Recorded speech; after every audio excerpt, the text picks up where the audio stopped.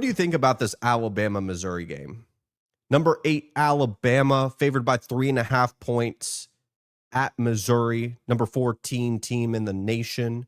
11 a.m. kick. First thing we have to talk about here is the scheduling dynamics. And if you're a longtime fan of college football, you understand that scheduling dynamics do come into play around this point in the season. I mean, they're always in play, but I feel it the most in October. What has Alabama recently played? They played at Georgia, a night game. It's always an emotional game, a very much charged up environment, regardless of home or away or any context. Then you have to go play Vanderbilt at home, which traditionally, 9 times out of 10, that's a game you could kind of blow off, say, we're going to go beat down on Vanderbilt. We're going to get ready for Missouri. But no, you lost in Vanderbilt last year. College game day was in the town. You had Johnny Manziel chirping at your fans. There was a lot of noise. It was more of an emotional win than traditionally a matchup of that caliber would be. And then we dive into Missouri. 11 a.m. kick at Missouri. Did I forget to mention the following weekend you play Tennessee, your second biggest rival?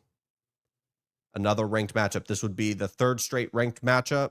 If Tennessee ends up losing Arkansas this weekend, then we could be looking at probably not fourth, but more than likely 4 straight ranked matchups. And all of a sudden you have Missouri just kind of plugged in there. Good old quiet Missouri, a top 15 team that people have acknowledged is good, but really haven't put confidence and conviction behind saying, yeah, Missouri is a college football playoff team. It's been, oh, their schedule is easy, so maybe they could backdoor their way in. Oh, I like Eli Drinkowitz, but he's not like an elite coach. He's a good coach. He's done a good job. Ahmad Hardy's fun. Bo Prabula looks like Penn State picked the wrong quarterback. But there's not a lot of substance when talking about Missouri as a whole. I think this is a trap spot for Bama. It shouldn't be a trap spot, but because of scheduling dynamics, I think it is. This is where I think we find out the maturity of the Alabama program and Kalen DeBoer. What we were worried about potentially with Vanderbilt kind of snatching them by the ankle, I think that spot, that specific way of grabbing a team is more applicable to this. 11 a.m. kick. Missouri's been waiting for this opportunity to prove to the college football public that this team is legit. This is real. This isn't just some logistical bonus of, yeah, we have a good schedule. We're a good team, but it's nothing really of substance. Kind of like how Indiana last year got into the college football playoff. No shade at Indiana. Clearly the program as a whole is good. But I think Missouri's going to test Bama in ways that they don't expect to be tested. Now, first thing we have to account for, if Bama wins this game, I'm not going to be shocked. Bama's favored on the road, understandably so. The defense for Missouri, specifically in that secondary, is not good. The numbers show it. Everything points to Alabama should be able to throw the football. My counter to that is, what if Ty Simpson doesn't have the time to throw? Because I begin to question, more I want to see if Bama's offensive line is going to handle this test as well as they've handled the previous test before them. Because I think Josh Pate said it best. Unfortunately, his show was before mine, so I couldn't say this, but I had it written down saying, I think Missouri's physicality on both sides of the ball in the trenches is going to test Alabama arguably more than what Georgia did.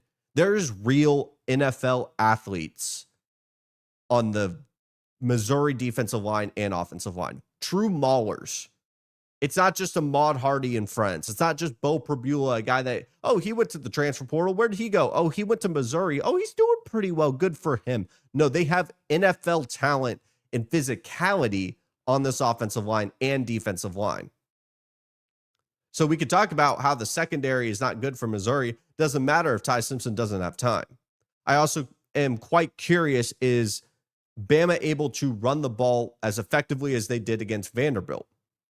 That was a counterpunch that they desperately needed to elevate themselves into more of a national title contender, in my opinion, because they can air the ball out all they want.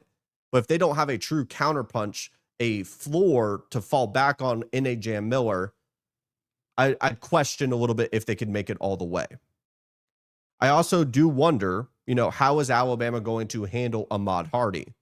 Elephant in the room, best player on the field. How is Alabama going to handle him? Because he's not like a traditional Missouri running back where it's just going to be these wide zones. We're going to stay in the pistol. We're going to try to stretch the field horizontally and try to cut the corner and get downfield. Ahmad Hardy will put that shoulder down, take the wind out of your sails. He will test your physicality. And they had some success at Vanderbilt running the football earlier in that game. And Bo Perbula, I think he's going to be a huge factor with his legs. I say all of this to say, I think Missouri can grab their ankle and yank them back down.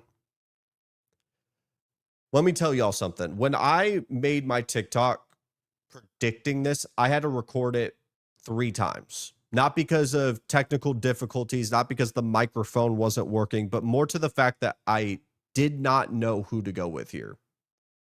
Because each time I said Alabama's going to find a way to win this game, there was a part of me saying this was Missouri's time.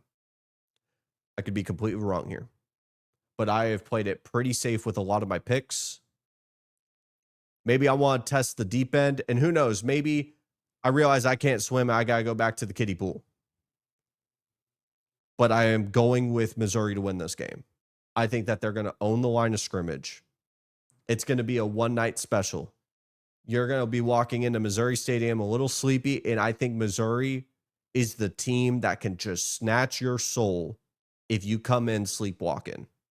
Now, I will come back onto this channel and say that Bama is probably a top 3 team in the country or a top 3 contender for the national championship if they just go in and dog walk Missouri. Because that would be so impressive. The mental fortitude of these past couple of weeks to go beat Georgia at Athens, to go beat Vanderbilt, a team that was chirping your ear off all week, a revenge spot. You didn't sleepwalk walking into Missouri and then potentially go beat Tennessee. Probably more than likely the most impressive 4-game stretch that we'll see all season. But I want to see it happen, and I'm going with Missouri to beat Alabama.